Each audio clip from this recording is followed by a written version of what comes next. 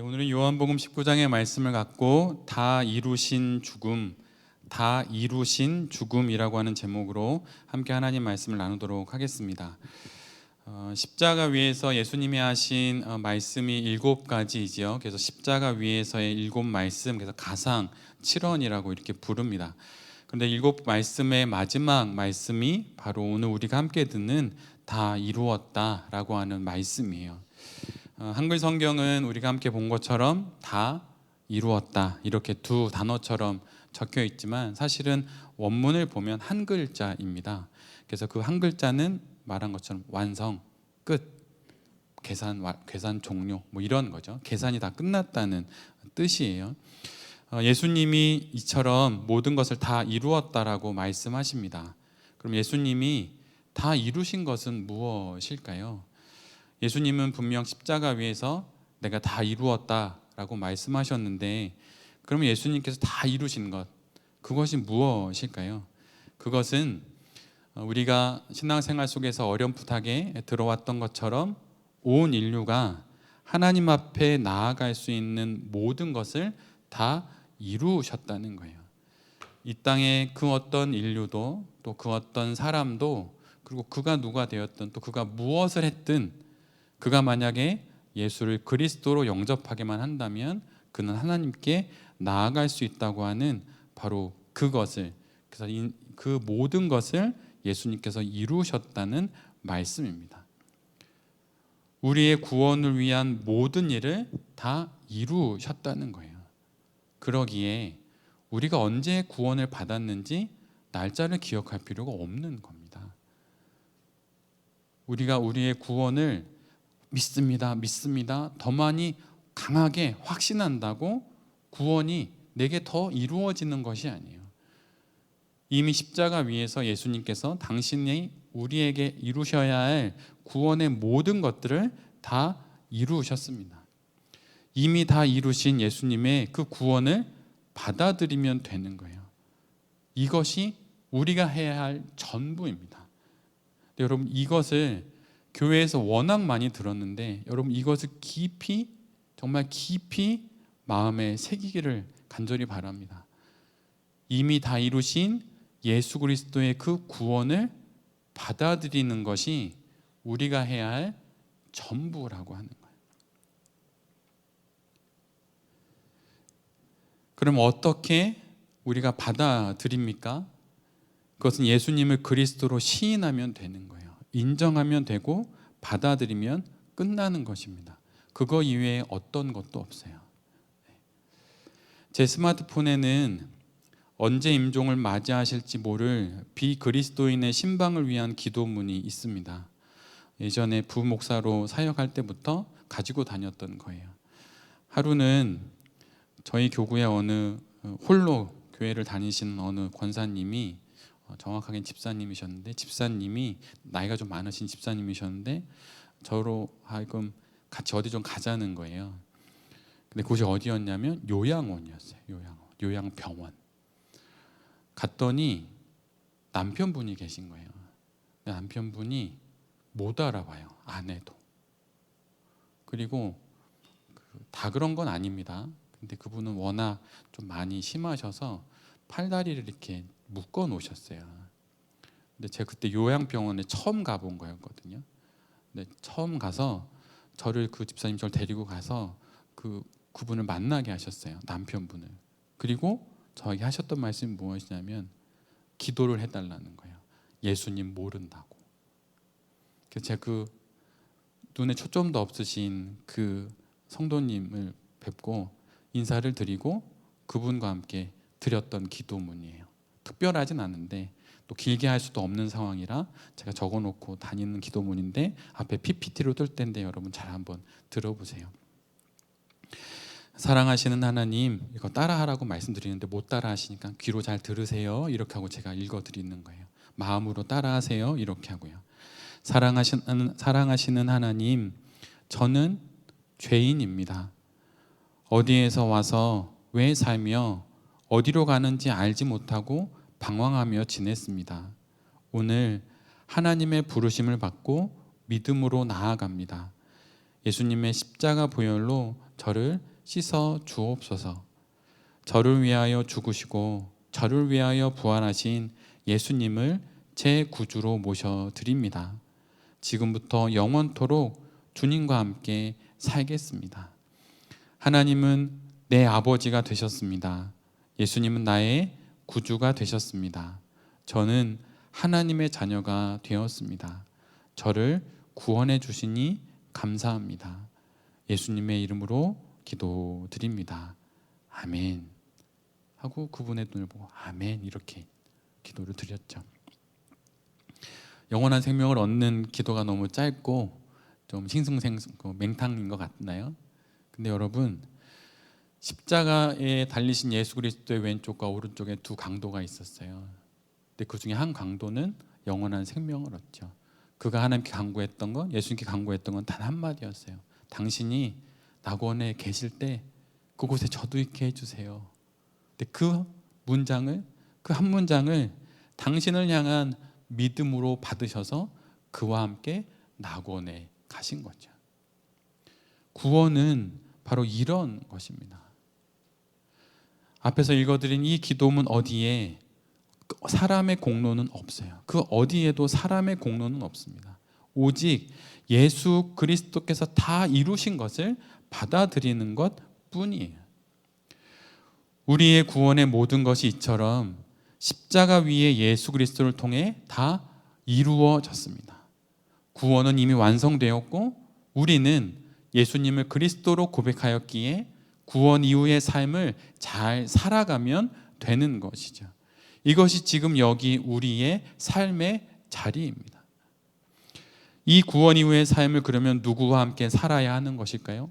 예수님을 그리스도로 영접해서 구원을 받았습니다. 그러면 이제 구원 이후의 삶을 누구와 함께 살아야 하나요? 당연히 예수님과 함께 살아가야 하는 것이죠.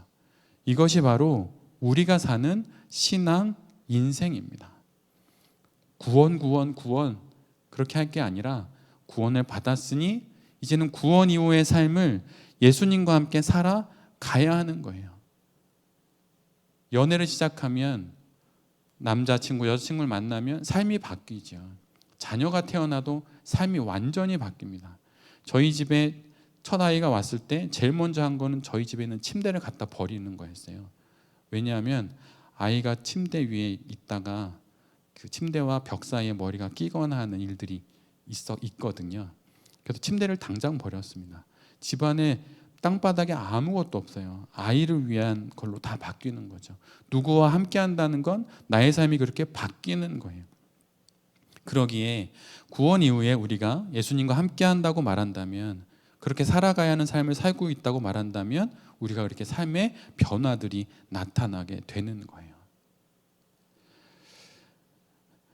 그런데 구원이 예수 그리스도로 영접하기만 하면 된다라고 믿으면 그러면 딱 끝날 것 같은데, 우리의 마음을 약간 불편케 하는 이런 말씀이 성경에는 있습니다. 골로새서 1장 24절의 말씀인데요. 나는 이제 너희를 위하여 받는 괴로움을 기뻐하고 그리스도의 남은 고난을 그의 몸된 교회를 위하여 내 육체에 채우노라 라고 하는 사도 바울의 골로새 교회를 향한 이런 말씀이 있어요.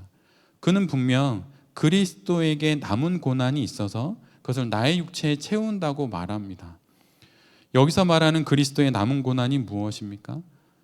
이것은 구원을 위하여 미진한 부분이 남아있다는 것이 아니에요. 오늘 예수님은 분명히 다 이루었다라고 말씀하셨어요. 그러기에 구원을 위하여 무엇인가 부족한 부분이 결코 있을 수가 없습니다. 골로새서의 사도 바울이 말하는 그 부분을 유진 피터슨은 메시지에서 이렇게 잘 좀 번역해 두었어요. PPT를 보면 이 세상에는 우리가 받아야 할 고난이 많습니다. 그것은 그리스도께서 겪으신 것과 같은 고난입니다. 그것은 나로 하여금 여러분을 섬기고 온전한 진리를 전하게 하시려는 하나님의 방법이었습니다. 여기서의 남은 고난은 구원을 위한 남은 고난이 아닙니다. 구원을 받기 위해 무엇인가 더 채워야 할 고난이 아니에요. 여기서의 고난은 구원 이후 누가복음 9장 23절에 있는 말씀처럼 누구든지 나를 따라오려거든 자기 십자가를 지고 나를 쫓으라 라고 하는 말씀으로부터 기인한 거예요. 바울이 말한 그리스도의 남은 고난은 구원을 얻기 위한 고난이 아니라 하나님 나라를 위한 고난을 말하는 거예요. 하나님 나라를 위한 구령의 일, 영혼 구원을 말합니다. 영혼 구원의 일을 위하여 살아가는 그 삶, 하나님 나라의 확장과 하나님의 뜻을 이 땅 가운데 이루기 위한 그 삶 가운데서 내가 겪어야 하는 그런 고난을 내가 감당해야 한다는 것을 이야기하는 거예요.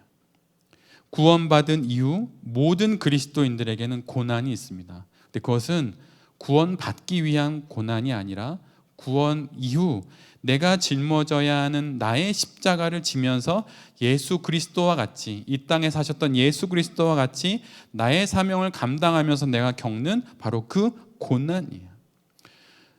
내가 만약 참으로 그리스도 예수와 이 땅 가운데 동행하고 있고 만약에 구원 이후에 이 고난을 내가 정말 겪고 있다면 그 고난의 흔적이 우리의 삶에 반드시 있습니다. 그것이 숨겨지지 않아요. 몸이 아프면 병세가 드러나듯이 내가 기쁜 어떤 일이 있으면 감추려 해도 어느 순간 불현듯 나타나듯이 내가 예수 그리스도와 함께 이 땅 가운데 참다운 성도로 살아가면서 그 삶 가운데 그리스도의 남은 고난을 나의 십자가에 지고 살아간다면 그 고난이 분명 우리에게 있습니다. 그리고 그 고난의 흔적이 우리에게 있어요. 그리스도인으로서의 삶과 사명을 감당하기 때문이에요. 우리에게 그런 흔적이 있어야 합니다. 누군가에게 보여주기 위해서가 아니라 내 스스로 내가 구원 이후 그리스도 예수와 더불어 살아가는 그 삶이라고 하는 것을 스스로 확인하기 위해서 나에게 스스로 보여지는 그 그리스도의 남은 고난이 우리 모두에게 있어야 하는 거예요. 그 고난은 다 다릅니다. 누군가에겐 육체의 연약함으로 올 수 있어요. 제가 지금껏 가장 많이 신방했던 건 병원이에요. 기쁠 때 성도님들 목회자 찾지 않습니다.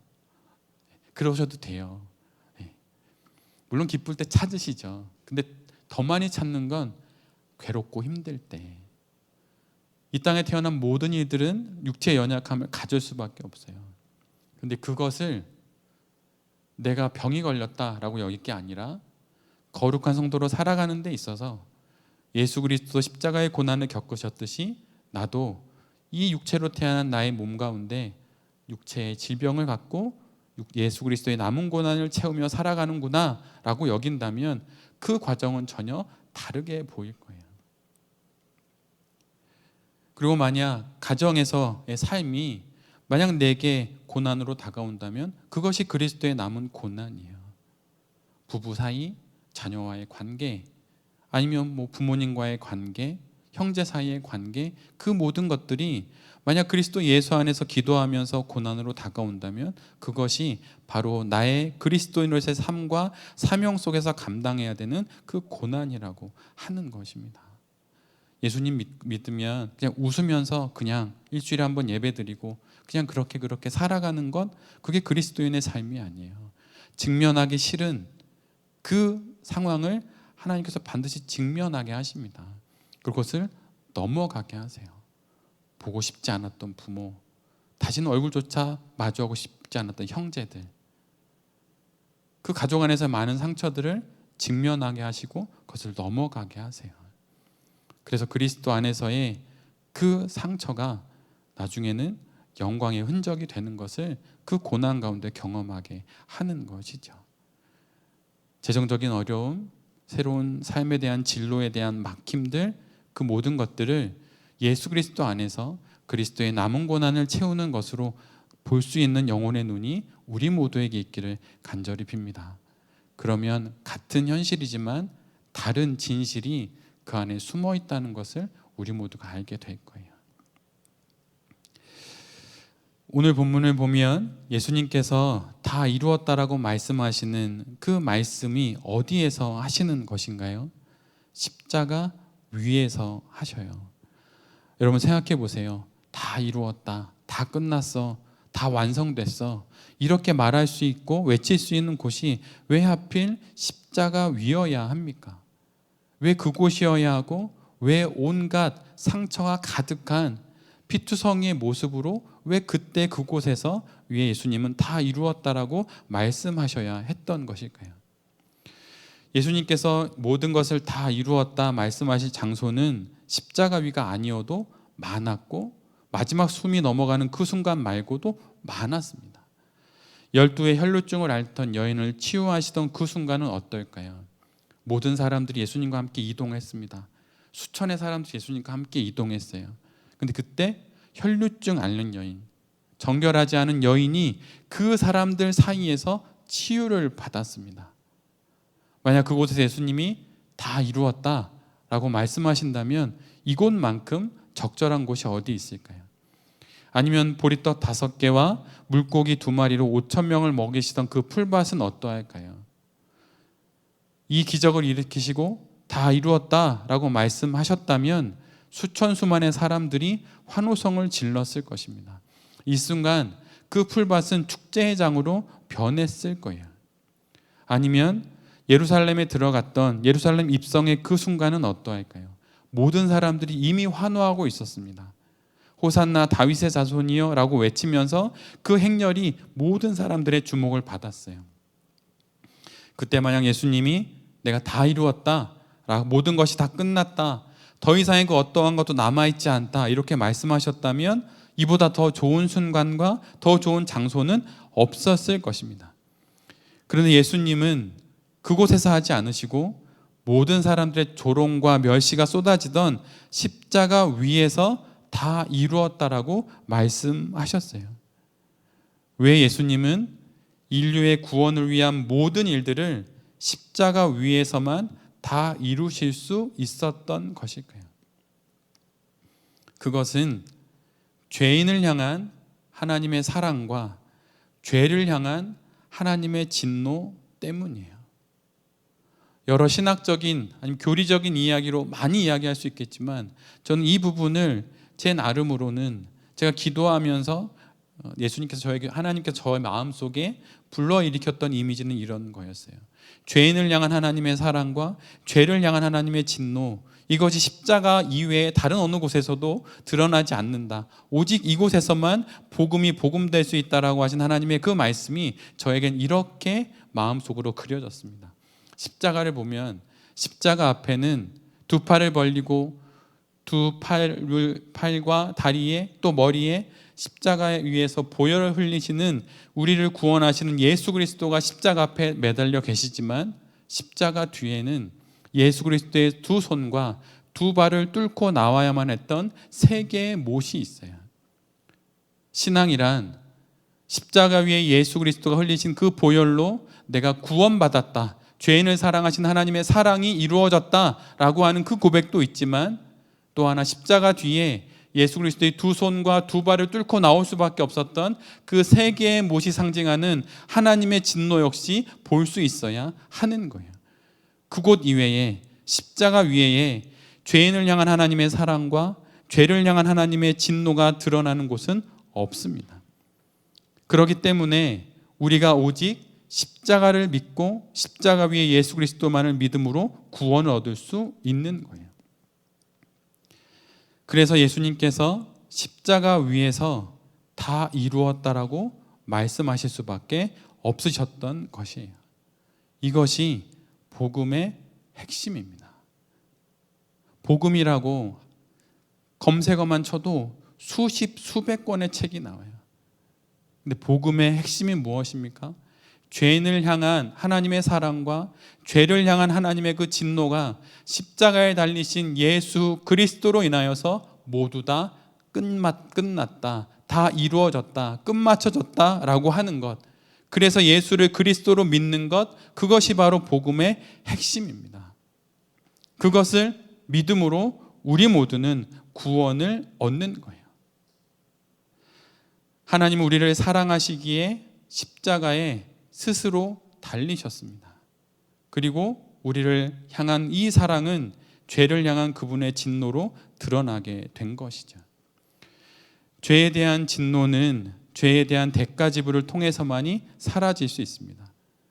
죄에 대한 진노는 그 죄에 대한 대가를 지불해야만 사라질 수 있어요. 그것이 무엇인가요?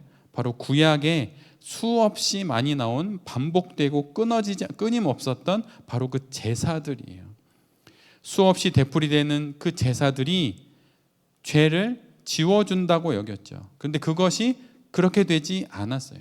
그래서 결국 수없이 되풀이되는 제사들이 궁극적으로 가리키는 곳이 있었는데 그것이 바로 십자가이고, 그 수많은 제물들이 가리키는 분이 계신데 바로 그분이 십자가에 달리신 예수 그리스도예요. 그래서 구약의 모든 제사와 모든 제물들의 종착지가 바로 십자가 위에 예수 그리스도가 되는 것입니다.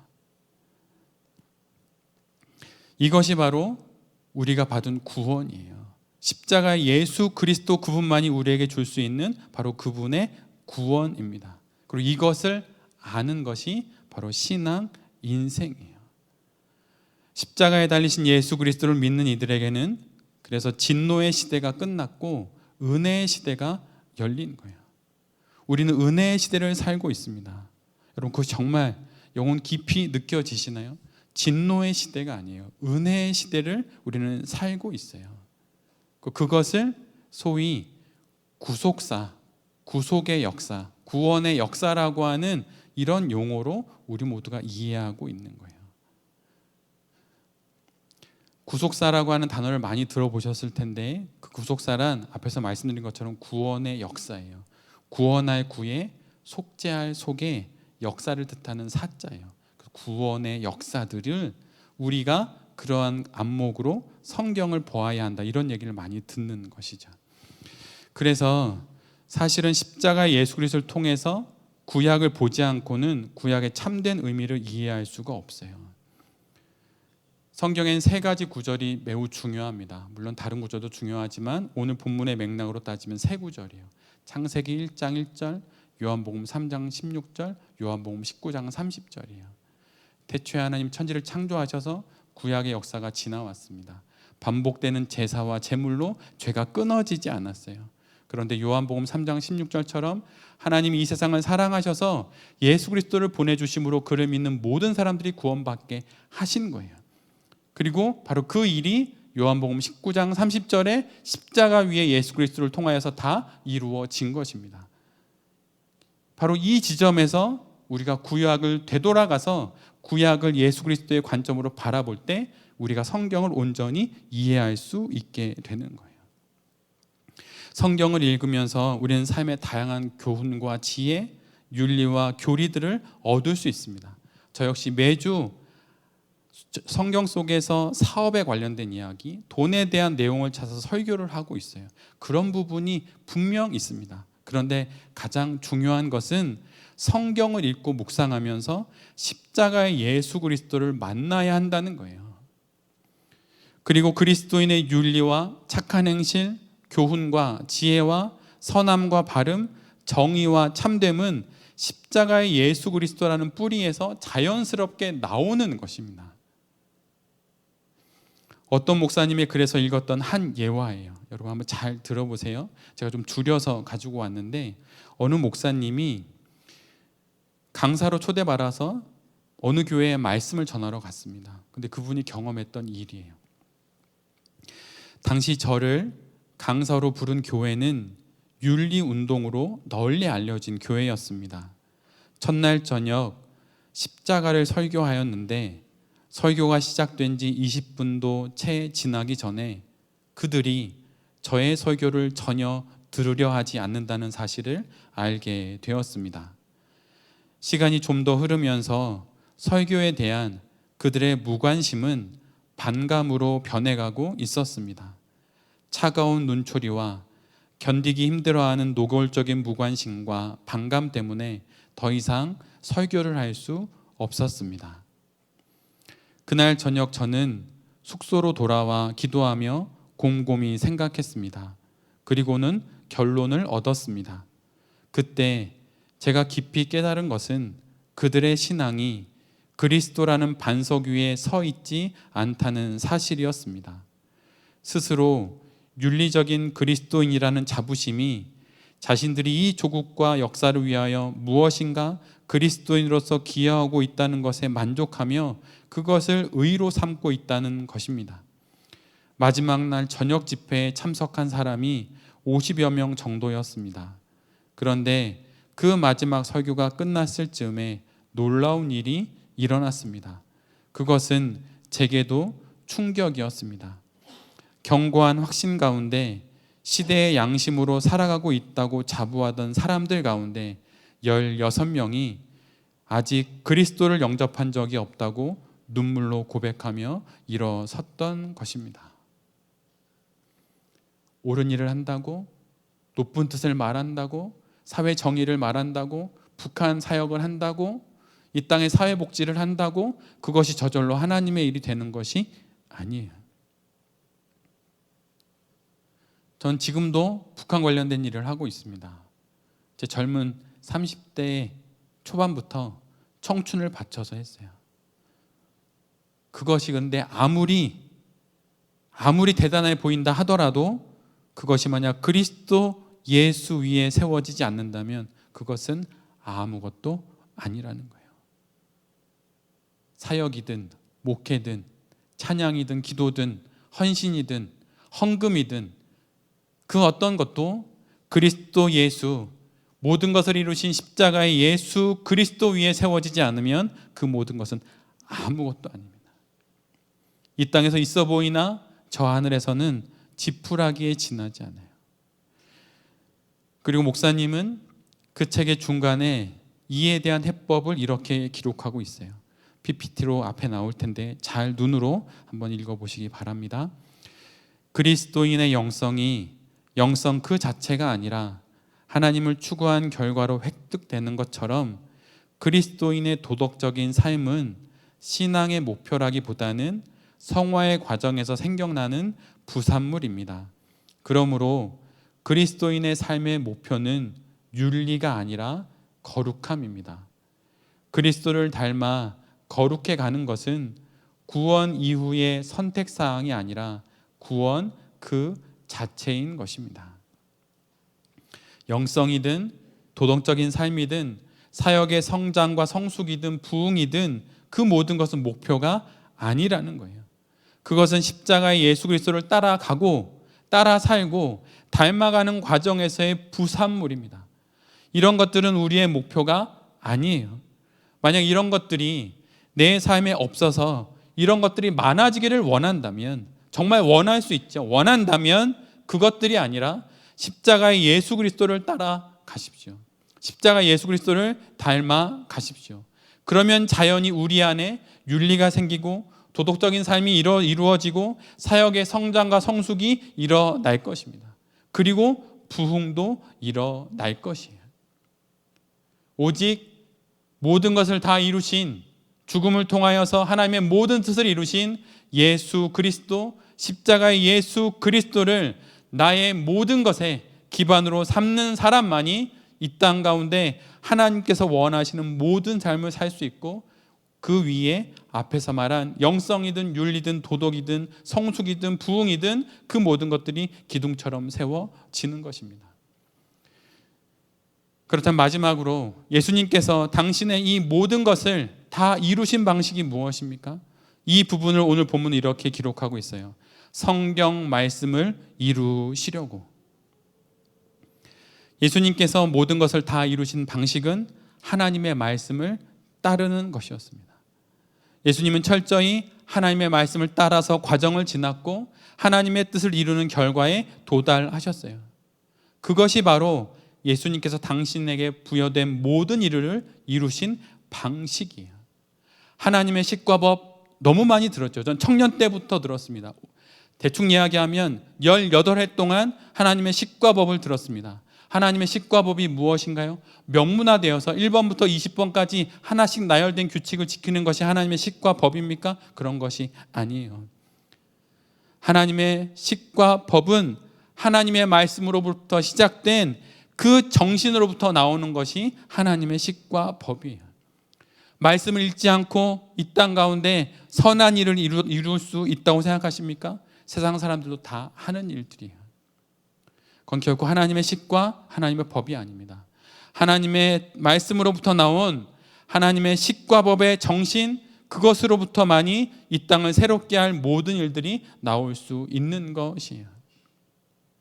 지난 주 중에 화요일날 우리가 함께 묵상했던 예레미야 23장의 말씀, 그 설교의 제목이 무엇이었나요?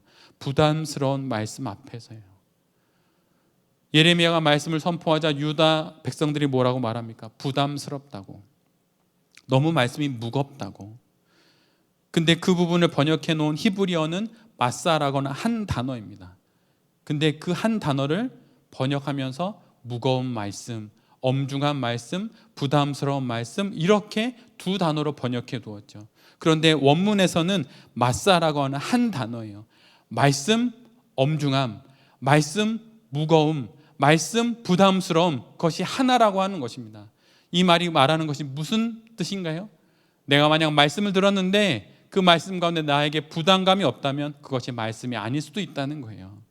일부러 무겁게 하거나 자기 비하를 하거나 어둡게 하라는 그런 뜻이 아닙니다.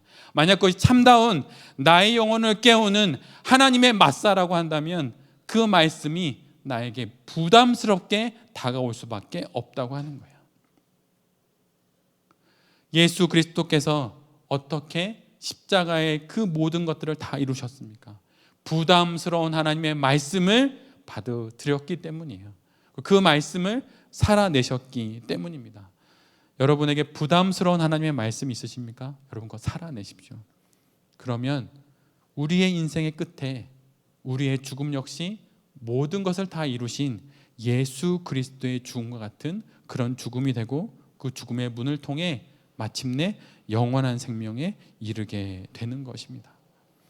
신앙인생을 살아가며 하나님의 말씀을 엄중하게 또한 진실되게 받아들여서 하나님의 그 버거운 말씀이 나를 살리는 말씀이 된다고 하는 것을 경험하게 되는 우리 모두가 되기를 간절히 바랍니다. 말씀이 정말 우리를 살려요. 하나님의 말씀, 그걸 통해서 모든 것을 다 이루신 예수 그리스도의 삶과 그분의 십자가 위에서의 다 이루었다라고 하시는 그 고백을 다시 영혼 깊이 새기면서 우리의 이 한 번뿐인 인생, 그리고 신앙 인생으로 살아가는 이 인생의 모든 것들을 하나님의 말씀으로 살아내므로 말미암아 우리의 생이 끝나는 그날 다 이루었다라고 말하게 되는 우리 모두가 될 수 있기를 간절히 기도드립니다. 아멘.